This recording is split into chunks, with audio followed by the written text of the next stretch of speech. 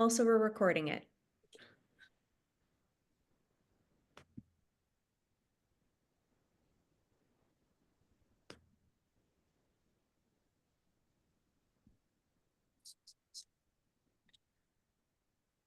All right. I think we should go ahead and get started to be respectful of everybody's time. Hello, and thank you for everyone who's joined us today. I'm Maggie Takuta Hall, a co-founding member and national leader of Authors Against Book Bans. We called this press conference today to express our grave concern over House Bill 1539. It is our dearest hope that in elevating the voices of impacted public school parents, educators, booksellers, and creators of books for children, we can make the case to Floridians and their representatives that this bill is counter to the wishes of most Floridian parents, burdensome to most Floridian schools, and dangerous to all our First Amendment rights as Americans. Because if this becomes law in Florida, it is unlikely to stop in Florida. As you have questions, please add them to the Q&A box. We will get to as many of them as we can, time allowing. Up first, our first speaker today is the 2022-2023 National Ambassador for Young People's Literature, a Newbery Honor and Prince Award honor recipient, and the #1 New York Times bestseller.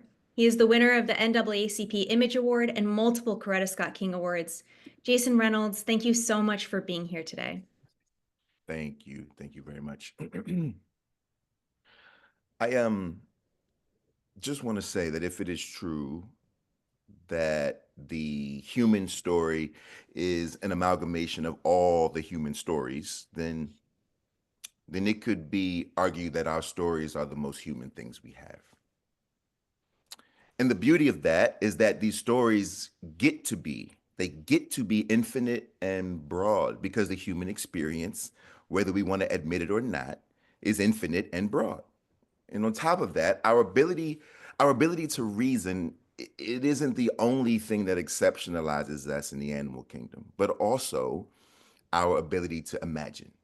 So, to ban books is to ban those stories, and to ban those stories is to ban the imaginations of all the people who have written them, and worse, all those who might read them. And to ban those imaginations is to shoehorn the human experience into something it was never meant to be, which is small and homogeneous. And homogeneity breeds fear, and fear breeds hate.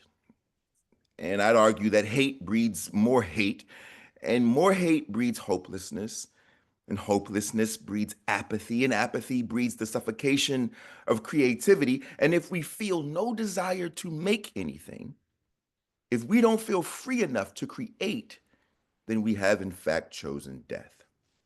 Death of the mind, death of the spirit, death of the heart, death of the tongue, death of the will, death of the future, and in this context, death of the American experiment at large. This is not a conversation over salacious language in Florida. And to speak about it as such is to make light of the true matter at hand. This is a conversation about whether or not children, our children, all children, get to know what should not be a secret kept from them, that there is a world inside of them and there is a world outside of them too. And that both of those are meant to spark their imaginations and activate their desires for more empathy, more compassion, more creativity and expression, more vocabulary, more justice, more fairness, more than what I've known or shown, more than what their parents have known or shown, more than what politicians and lawmakers have known or shown. There is no fault in that, and no one will ever be able to convince me otherwise. Thank you. Thank you so much, Jason. That's so powerful and so true. We are very grateful today to be joined by our next speaker. She is a parent of children attending public school in Orange County, Florida, and also a tireless advocate for literature. A co-founder of the Florida Freedom to Read Project, Stefana Farrell, thank you so much for not only speaking here today, but for everything that you do for all of us. Thank you. It's really hard to follow that. I am one of two volunteer public school moms, as Maggie had introduced. We run Florida Freedom to Read Project, and we do that because we recognized early on that parental rights laws weren't going to bring us the transparency, accountability, or parental empowerment that they promised here in Florida. We wanted evidence that these laws were necessary, and we wanted the data behind the argument that our children's education needed limits. So we started filing public records and sharing the results with fellow Floridians. We attempted to gather data on parental library restrictions in all 67 districts, but only received responses from 41. It wasn't surprising to us, but contrary to the state's narrative, less than 5% of students have parental restrictions on their library access. On top of that, in reviewing the objections submitted over the last 3 years, we found that fewer than 100 public school parents statewide have filed objections since 2021. It's quite clear when it comes to library limits, most public school parents aren't interested. HB 1539 will put more limits on our children's education at the behest of special interests, not us. Our school funding will be threatened for non-compliance, and valuable resources will be redirected to comply with and litigate this bill if it becomes law. The bill sponsors say that taxpayers shouldn't have to fund these books, but public money now funds private education options. So the new definition of harmful to minors in HB 1539 only applies to our public schools. And since these books do have literary value, they have artistic, political, and scientific value for minors. Homeschooling parents and private schools will still be able to purchase and use public dollars to do so. The only students limited by this bill will be ours. HB 1539 grants the governor-appointed education commissioner the power to protect access to books with sexual content, provided they are deemed valuable by the department. That is what they mean when they say the classics are safe. While no judge has affirmed the state's argument that our libraries are government speech, this bill would make it law. Under this bill, the Florida Department of Education can keep a book like To Kill a Mockingbird in the 8th grade curriculum while paving the way for the removal of Beloved statewide from our high school libraries. The state government will literally get to decide which books stay and which books go, and they would have no obligation to recognize the value of and preserve access to various viewpoints. Every parent in the district could be in full support of their teens having access to a book like Beloved. Educators could recognize the benefits for allowing capable, interested students access to complex works, and local school boards could even acknowledge their clear literary value. Yet under the language in this bill, books like this would still need to be removed. That's not closing a loophole, and it's not empowering parents. That's banning books. Thank you. Thank you so much, Stefana. Next, we have one of my fellow co-founders and national leaders of Authors Against Book Bans, another #1 New York Times bestselling author and the creator of over 20 award-winning and beloved books for children. He grew up in Knoxville, Tennessee, but since has traveled the world sharing his books. We're so lucky to be joined by Alan Gratz. Thanks, Maggie. I'm mostly known for my historical fiction, but in 2017, I published a novel called Ban This Book. In that story, a 4th grade girl and her friends fight back against a series of school book bans brought about by a single member of their community. The real problem comes when the book banner convinces the school board to skip their own review process for challenged books. Soon, the school board is unilaterally removing dozens of books from library shelves based only on what one parent deems offensive. Florida House Bill 1539, like Senate Bill 1692 before it, would essentially do the same thing. The freedom of speech and the freedom of the press are explicitly protected by the First Amendment to the United States Constitution, unless such expression is deemed obscene. To be determined obscene, a book must meet 3 criteria. First, whether the average person would find that work, taken as a whole, appeals to the prurient interest.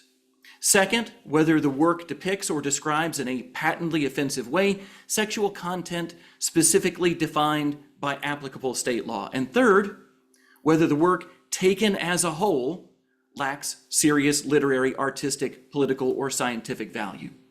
This standard is known as the Miller test, and it was established in a Supreme Court ruling in 1973. Importantly, to be labeled obscene, a work has to meet all three criteria. Florida's proposed HB 1539 would do an end around the Miller test by eliminating the third most crucial component of determining if a book is obscene, whether a book, taken as a whole, lacks serious literary, artistic, political, or scientific value. Under HB 1539, a book would now just have to be shown to appeal to a prurient interest and depict offensive sexual conduct to be banned without any opportunity for a critical review. And offensive to whom? The Miller test clarifies that the standard for obscenity is whether or not the average person would find a book obscene. But it is not Florida's average citizens who are initiating book bans. As Stefana said, fewer than 100 parents statewide have filed library objections since 2021. Yet Florida ranks first nationwide in book bans, with more than 4,500 banned books during the last school year alone. The state of Florida already allows parents to restrict what books their own children have access to in their school libraries, yet only 5% of Florida parents have done so.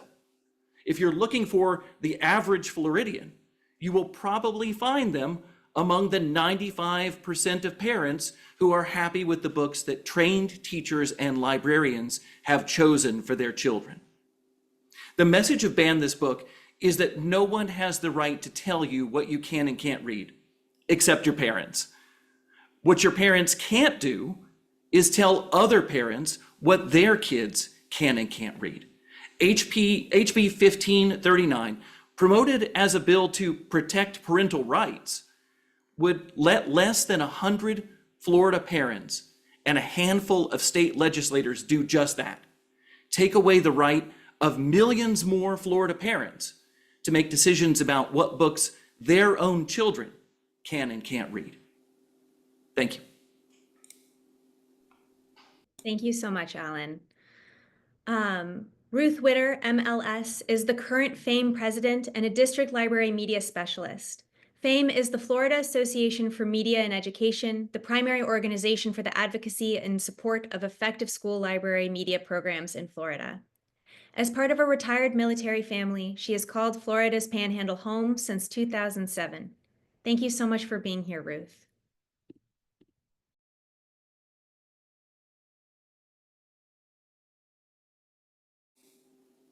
Ruth, you're still muted there.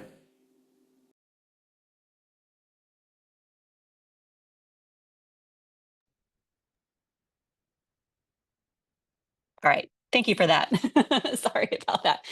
It's my privilege to be here today. So this week I had the opportunity to watch the House committee meeting where House Bill 1539 moved forward. And I'm really, really concerned about the way the members were evaluating the materials that were presented. And what happened in that meeting is precisely why we need to consider the work as a whole when evaluating library materials. So when this bill was presented, there was an analogy made about a glass of water with some poison and how that small little bit of poison ruins the entire glass of water. And from this, the representatives were responding and they were seemingly given packets of information that had isolated passages or packets that had isolated passages from books.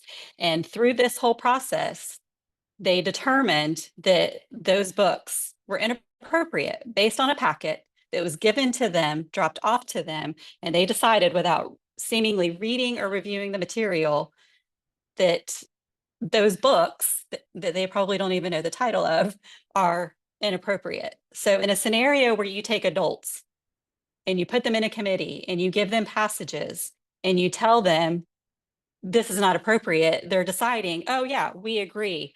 Based on what we see, this material is not appropriate. They're not looking at the value. They're not looking at the book. They're not looking at the main idea of the story and the intention of the story or the story that's being told.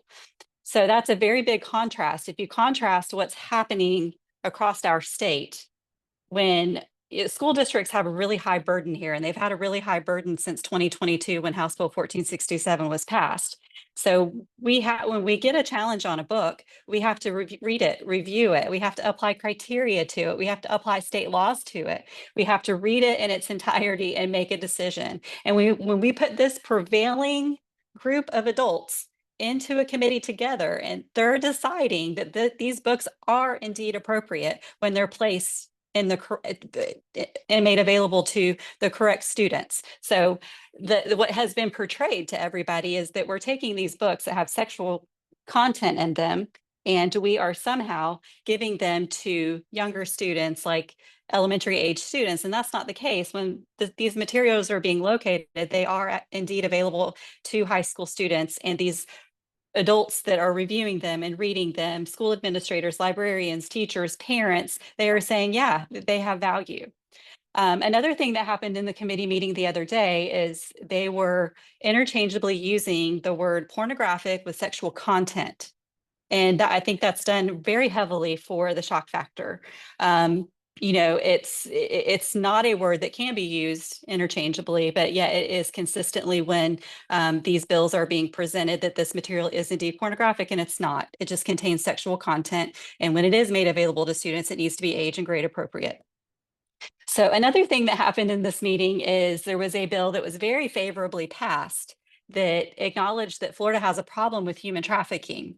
The presenter of the bill said that Florida is third in the nation for human trafficking, yet this bill, if passed and if implemented, would remove books that address the topic of human trafficking. And so you take a book like Sold by Patricia McCormick, and not being able to consider the value as a whole, there are going to be committees across the state of Florida and school districts that remove this material. So on one hand, we're acknowledging, hey, we have a problem, and it is a real problem, but we're saying, yeah, so sorry, we can't have a book about it on the library shelves. So last thing I just really want to cover, or two more things I want to cover, is that they alluded in the meeting to some type of rating system, and the presenter talked about how we rate movies and said, why don't we have something like that for books? But we do. And House Bill 1467 requires that we have to consult peer review journals, and peer review journals, of course, give us our age recommendations. He misspoke and said that a publisher puts an age recommendation on there so they can push a book through to a school. And that's not what happens. There are professionals out there that read, review, they vet the material, and then they make an age recommendation to us. And we consult several sources when we're deciding whether or not a book is appropriate for our library. So there is already something in place. And I think what they're alluding to is they want a rating system that puts something in a category like 1 through 5. And the problem is there isn't anything out there. There isn't anything out there like that is from a valid, vetted process. This information could be coming from anywhere. We don't know if somebody's reading the book. We don't know who's reading the book. We don't know who's rating it, what logic they're applying. And we know that because when we look at it, it's not consistent. And lastly, just the idea, there's this false narrative somehow that librarians and teachers are trying to somehow indoctrinate children, students, and trying to intentionally put material into the hands of students. And that could be farther from the truth than what I have seen. The librarians that I know are the most concerned about putting age appropriate, relevant material into the hands of our students in Florida. Thank you so much, Ruth. Thank you. Our next speaker is not only a 3-time National Book Award finalist, New York Times bestseller, and winner of the Joyce Carol Oates Prize. She's also the owner of the independent bookstore Lynx Books and a parent of children attending public school in Gainesville. Lauren Groff, thank you so much for speaking today. Thank you. Thank you, everyone, for being on this call.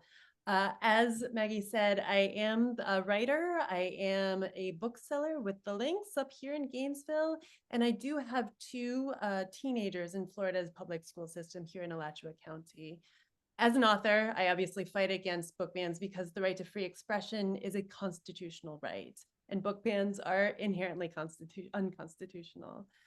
As a bookseller, HB 1539 would be devastating for small independent bookstores like the Lynx, because if it becomes law, booksellers could be charged with a third-degree felony for selling books like The Perks of Being a Wallflower, The Bluest Eye, or The Handmaid's Tale to minors. This would make it absolutely impossible to function as a bookstore and would put the livelihood of my 10 employees at risk. But it's mostly as a parent that I speak today. I am outraged. This bill takes away the parental right to decide what our children can read and puts these decisions into the hands of people who do not know our children or our communities.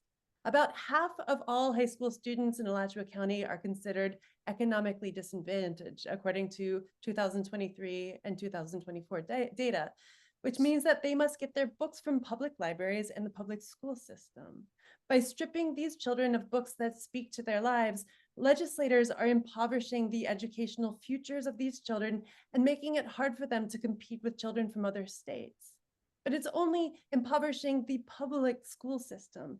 Private schools will still be able to assign these works in the classroom to students of the same age and capabilities, and that makes it possible in private schools to have enriching discussions about the complex ideas in these books. Even if a public school parent can provide access to these banned books at home, they can't replace the learning loss that happens when fundamental ideas are kept out of the classroom. To uphold the intellectual growth of one set of students in order to suppress the intellectual growth of another set of students is disgusting. It is unfair. It is cruel. The school library should offer all students equal access to materials that hold literary, artistic, political, and scientific value. But if HB 1539 passes, our local officials, educators, parents, and students will not be able to decide for ourselves and for our communities which books these are. Not to mention that this law, being unconstitutional, will open up a Pandora's box of extremely expensive lawsuits, which taxpayers of Florida will have to pay for. These laws are a disaster for our children, for my own children, who, like all of the children of Florida, regardless of their socioeconomic status, deserve the best education that Florida is able to give them. Thank you. Thank you so much, Lauren. And thank you for bringing so many aspects of your life to this today. Reverend Rebecca McLeod Hutto is a Presbyterian USA minister and the executive director of Interfaith Jacks, an organization in Northeast Florida that provides dialogue across differences. Her family lives in Jacksonville, Florida, and has 2 children in the Duval County Public Schools, ages 14 and 9. Rebecca, thank you so much for speaking today. Thank you so much, Maggie. As you said, I'm a parent of 2 Duval County public school children, both of whom love to read. I'm also the child of a teacher who taught education and children's literature on the college level. I know reading is essential to a child's development and how they make sense of the world.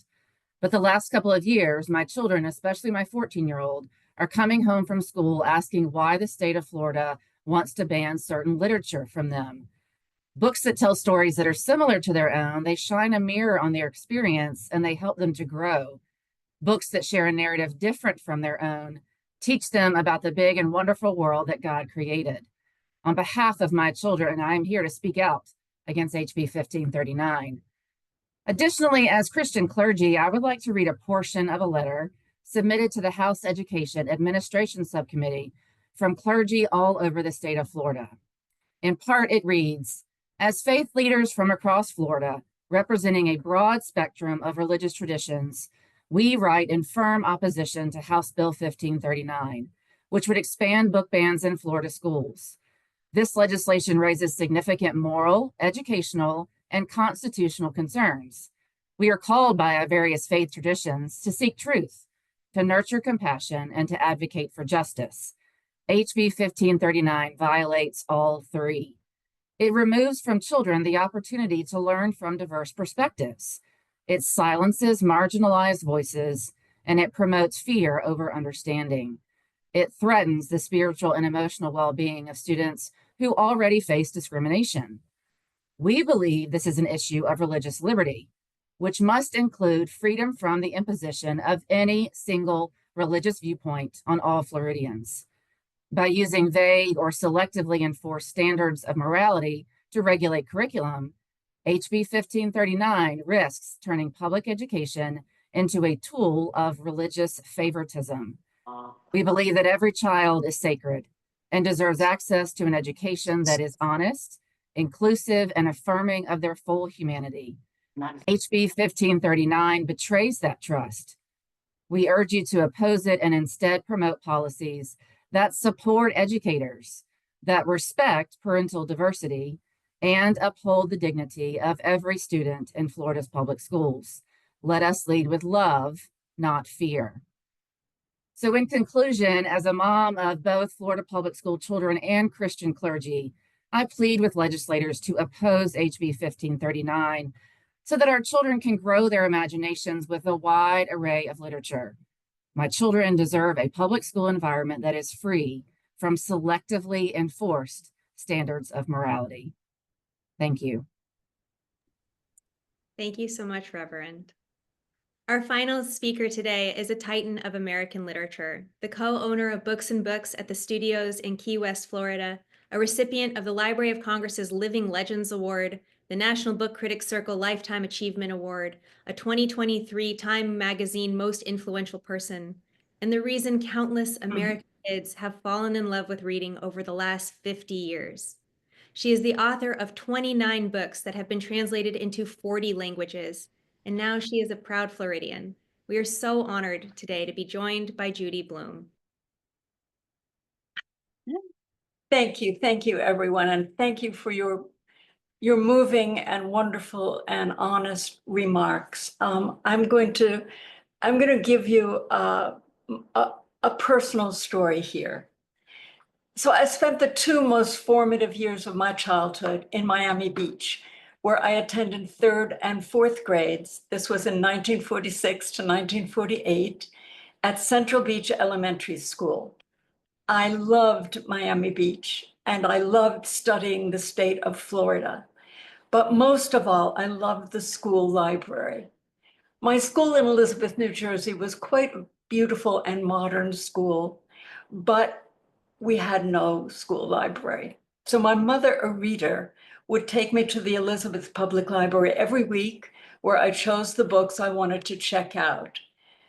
But at Central Beach Elementary School, I was free to select books any day I wanted. And what a library it was, with gorgeous murals painted on the walls depicting characters in books. I wanted to live in that library.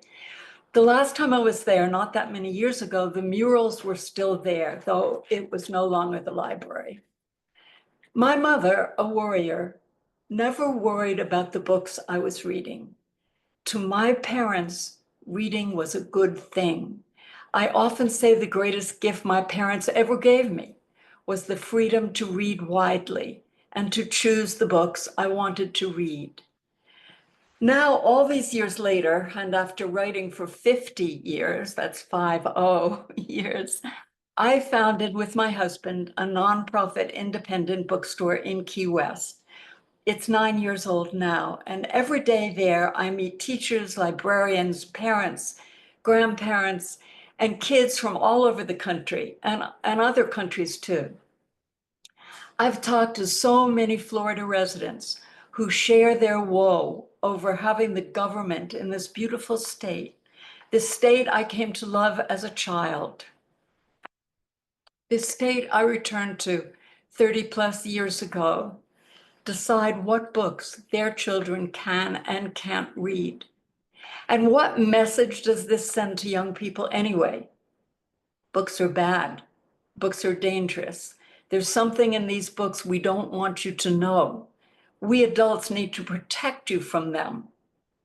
But the truth is, these adults are afraid, and fear is contagious. If my child reads this book, my child may come to me with questions. I don't know how to answer these questions, and I don't want to deal with this. Or if my child reads this book, my child is going to do this, become this. But books don't make kids become anybody else. Books make kids think. Some parents think puberty is a dirty word, and I have news for them. Their children are going to experience puberty whether they want them to or not.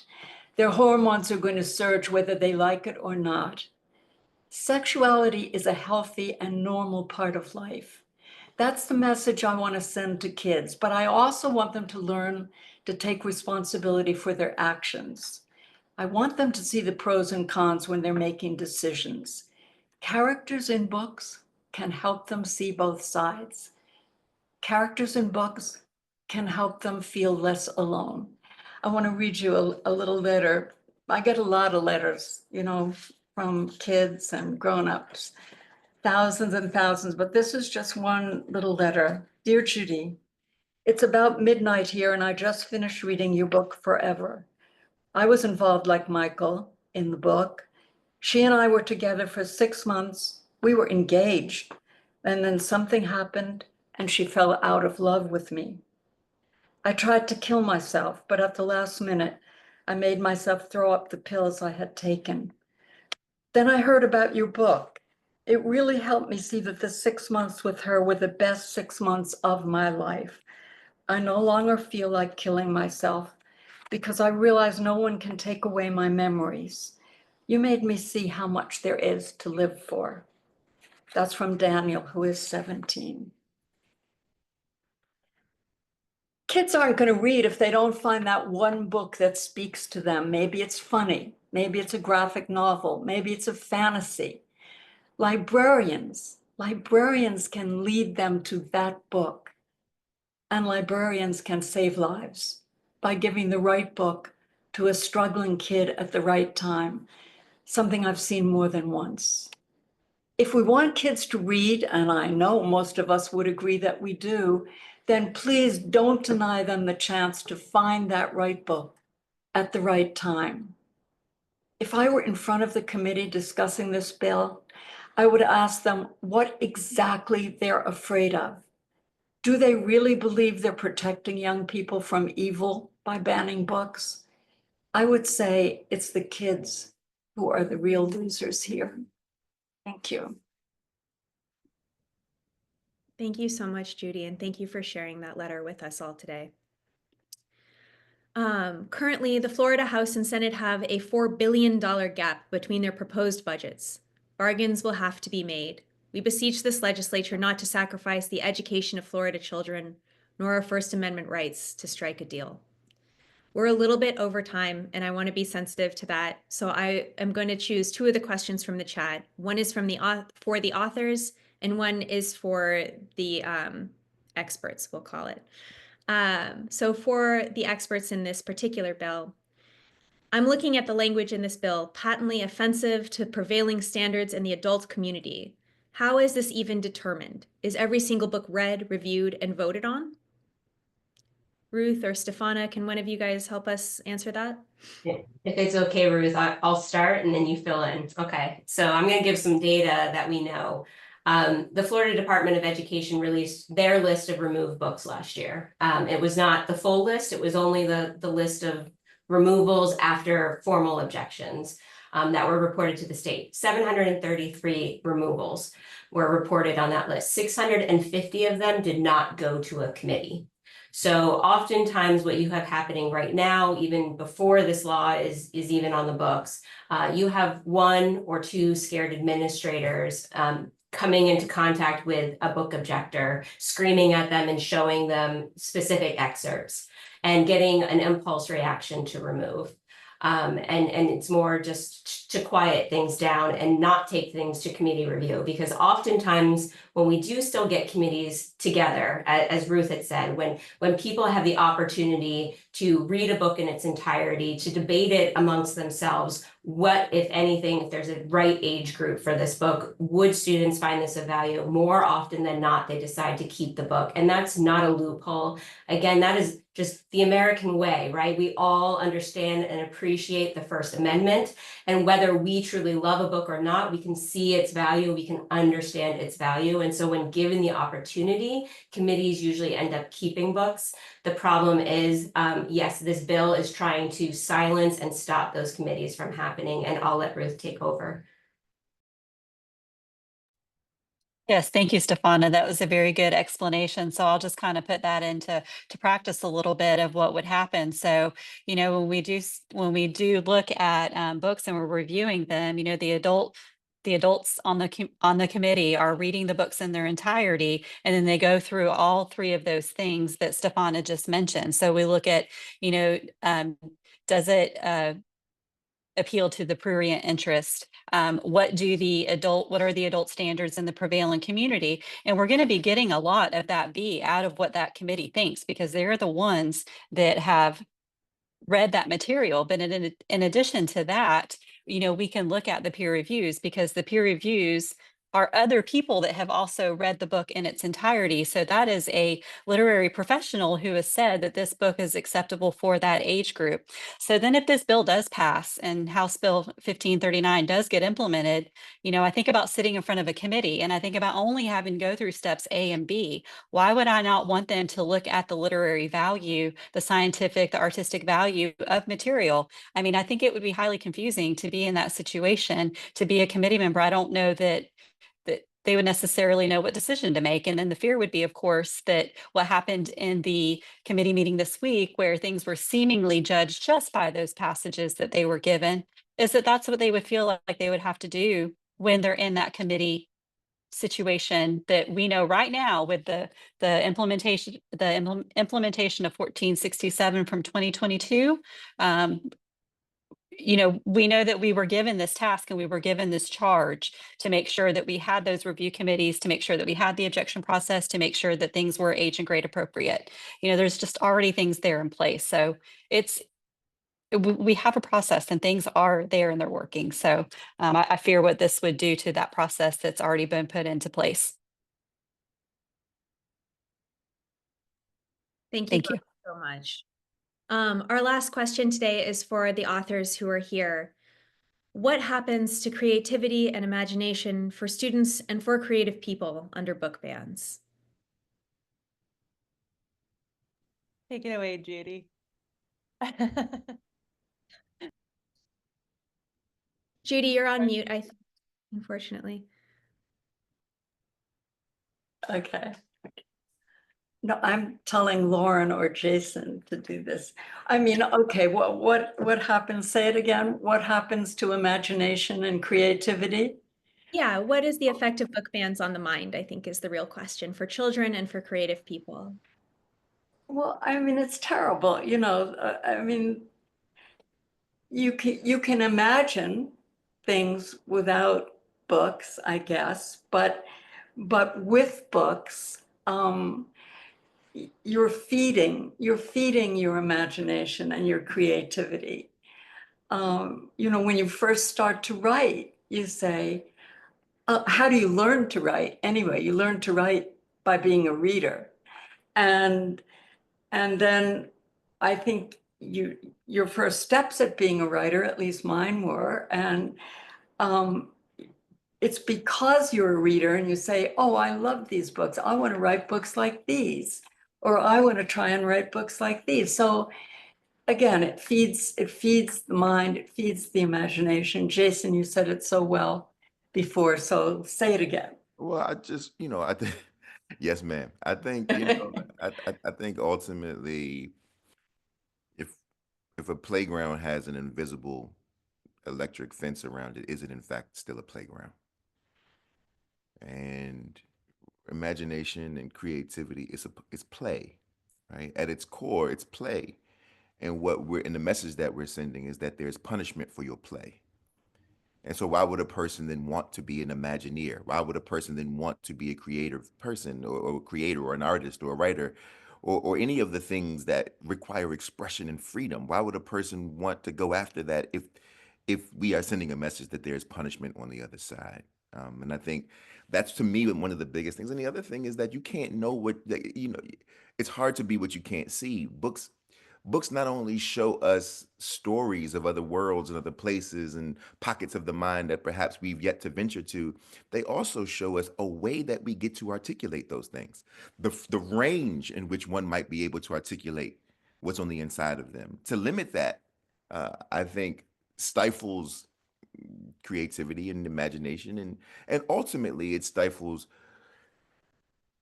joy and growth, all the things that are innate to young people. It puts a muzzle on, which is the most tragic part of it. also just add that, we in this culture are subject to really a lot of imposed narratives, a lot of narratives about what is important. And I think a lot of the books that are being gone after, 40% of the books that are on the dockets for being cut are LGBTQI+, 40% are over 40% are people of color.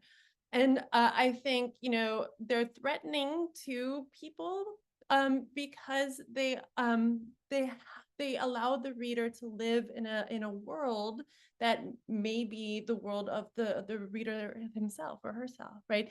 Or it could be a world that's so beyond the life of the reader that they have this imaginative leap, right? That they're able to go into a life that is not their own, and that life during the course of the book takes precedence in some ways over the life of their own, so that it becomes something of equal value, right? Of equal interest. And books teach us that other people matter, that other people are worthy of dignity, right? Without that lesson, I think it's very easy to imaginatively believe that only our lives are worthy, right? Only this reality that we're living in is the most important thing. But we need these constant reminders, imaginative reminders, that other people matter, right? Other people matter very, very deeply. Their lives matter, their experiences matter. So yeah, no, it's banning books is tantamount to really. I love the electric fence around the playground, and I'm going to think about that a lot. That was really beautiful, Jason. Okay. All right. Well, we're over time. I want to thank everybody so much who joined us today. I really want to thank each and every one of our speakers for sharing such powerful testimony for why House Bill 1539 absolutely should not pass in the Florida legislature. We encourage you to reach out to the House Speaker to encourage him to not put this up for a floor vote. And we encourage everybody to remember that Florida's own legislative staff reading of this determined this bill unconstitutional. And we thank you, everybody, so much for your time. Thank you so much.